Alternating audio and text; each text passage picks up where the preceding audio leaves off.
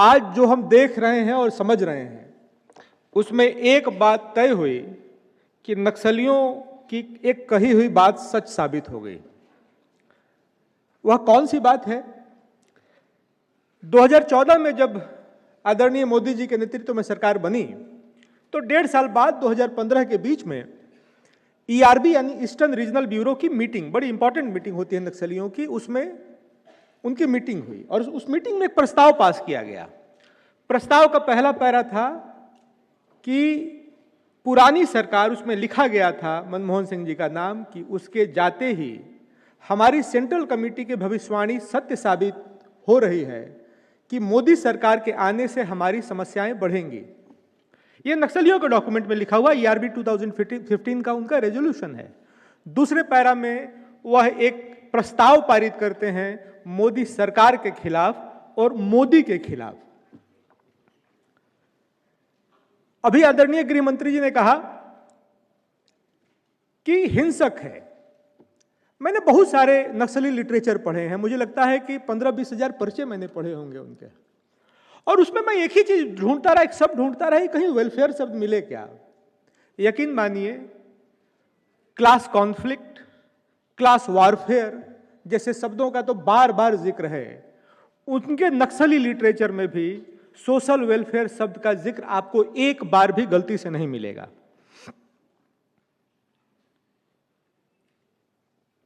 Urban नक्सल कुछ दिन पहले तक मिथ माना जाता था, झूठ माना जाता था, अब सच्चाई है, कई अर्बन नक्सल जेल में है।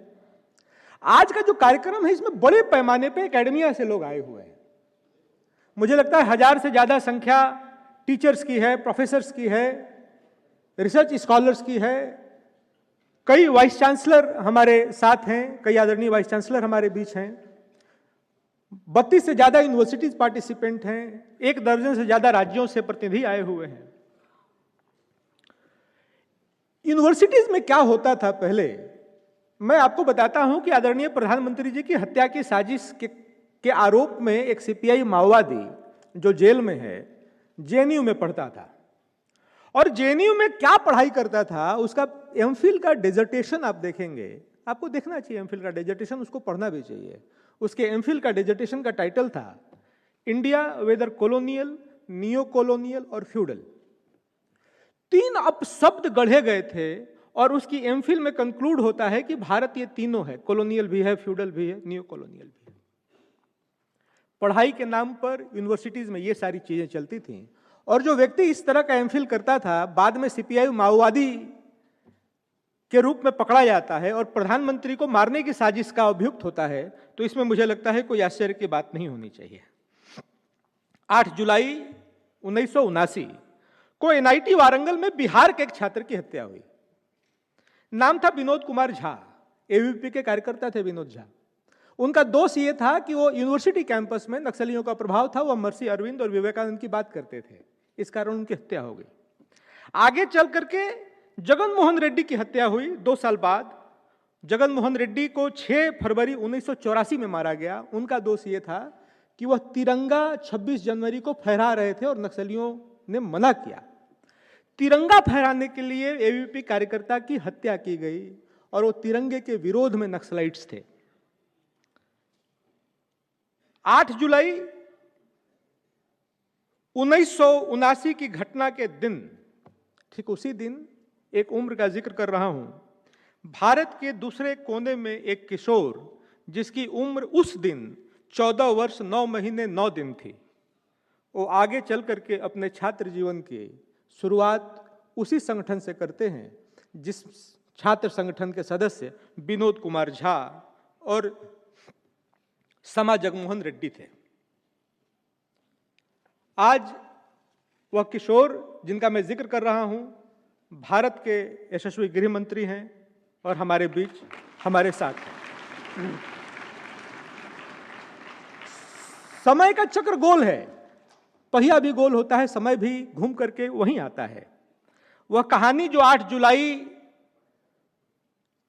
1979 को विनोद कुमार झा जी के हत्या से शुरू हुई, वो आगे चल करके यहां तक पहुंची है कि उसी एनआईटी वारंगल का एक छात्र नंबला केशवा राव उर्फ बसव राजू, जो सीपीआई माओइस्ट का जनरल सेक्रेटरी था, उसको 21 मई 2025 यानी कुछ महीने पहले को हमारे सुरक्षा बलों ने उसके जीवन से मुक्त कर दिया।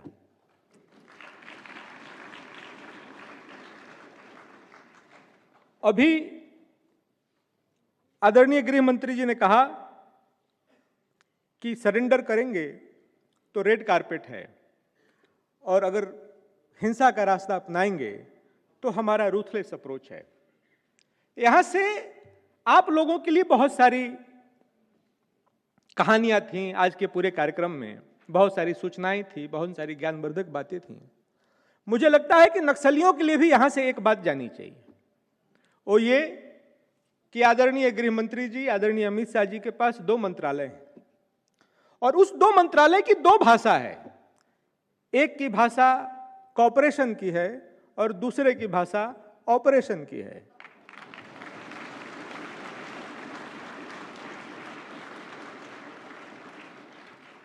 आपको जो भाषा समझ में आए उस भाषा में हम आपको जवाब देने के लिए तैयार हैं, आपके ऊपर डिपेंड करता है। बार बार गृह मंत्री जी ये कह रहे थे कि बीमारी बीमारी बीमारी, नक्सलवादी बीमारी, तो सही में ये बीमारी है क्या? मैं उसका एक वैज्ञानिक उत्तर आपको देता हूं, पॉलिटिकल उत्तर नहीं देता हूं। इस पर रिसर्च हुआ दुनिया में। एक बड़ा फेमस साइंस ब्लॉग है स्लेट स्टार कोडेक्स, उसने कुछ साल पहले एक सर्वे किया, सैंपल साइज लगभग 8000 का था। उसमें उन्होंने सर्वे किया कि जो वामपंथ, अति वामपंथ को मानते हैं, उसमें से कितने लोग बीमार हैं। यह संख्या 40% की थी। एक उसी में सर्वे किया गया जर्मनी में, मैनहीम में, WNB.com बड़ी फेमस एक वेबसाइट है, मंकी फीड नामक एक बड़ी दुनिया की चर्चित संस्था है सर्वे की। उसने किया कि जो पागल हैं उसमें से कितने का झुकाव वामपंथ के प्रति होता है, तो आपको ताज्जुब होगा, यह संख्या 80% थी। और ये ऑथेंटिक रिसर्च हैं कि आपकी विचारधारा का आपके मानस पे प्रभाव होता है, और आपके मानस के हिसाब से आप अपनी विचारधारा भी तय करते हैं। आज के कार्यक्रम में देश भर से 32 से ज्यादा यूनिवर्सिटीज हमारे पार्टनर हैं। मणिपुर से लेकर के, बंबई से लेकर के, गुजरात, राजस्थान, दिल्ली, तमाम यूनिवर्सिटीज हमारे पार्टनर हैं। एसोसिएशन ऑफ इंडियन यूनिवर्सिटीज हमारी पार्टनर है इस कार्यक्रम में, उनको धन्यवाद। आज के कार्यक्रम में जितने बुद्धिजीवी आए हुए हैं, प्रोफेसर्स हैं, रिसर्चर्स हैं, टीचर्स हैं, अन्य इस क्षेत्रों से लोग आए हुए हैं, स्टार्टअप से लोग हैं, मेडिकल काउंसिल से लोग हैं, आप सब लोगों का हृदय की गहराइयों से धन्यवाद। पैरामिलिट्री फोर्सेस, स्टेट फोर्सेस के शहीदों को नमन, और उनके योद्धा जो इस नक्सलवाद की बीमारी को मिटा रहे हैं जंगलों में, उन योद्धाओं को भी प्रणाम। और साथ में नक्सलवाद से पीड़ित, माओवादी हिंसा से पीड़ित इस देश में अभी तक जितने शहीद हुए हैं, आम नागरिक हों, सुरक्षा बल हों, उनको सादर नमन करते हुए आज के कार्यक्रम और साथ में आदरणीय गृह मंत्री जी का धन्यवाद देते हुए, कितने व्यस्त समय में आपने अपना समय निकाला, हम लोगों का मार्गदर्शन किया।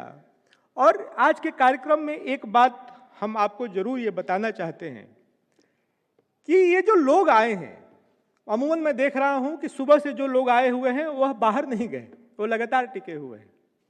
इस विषय में उनकी रुचि जो है, इस देश के तरक्की में जो रुचि है, उसके कारण आए हैं। और मुझे लग रहा है कि देश में 2 तरह के लोग हैं, एक बाधक हैं तरक्की में और एक साधक हैं। आज मैं मानता हूं कि साधकों की टीम यहाँ है, और जो बाधक हैं उन पे तो आज दिन भर हमने चर्चा की ही है। आज के कार्यक्रम को हर तरीके से सफल बनाने के लिए एक बार फिर से आदरणीय गृह मंत्री श्री अमित शाह जी का बहुत बहुत धन्यवाद। आदरणीय उप मुख्यमंत्री छत्तीसगढ़ जी का, विजय शर्मा जी का बहुत बहुत धन्यवाद, और आप सभी लोगों का बहुत बहुत धन्यवाद। ये क्रम जारी रहेगा और हम ऐसे ही चलते रहेंगे और इस देश को हर तरह की बीमारी से मुक्त करेंगे। बहुत बहुत धन्यवाद।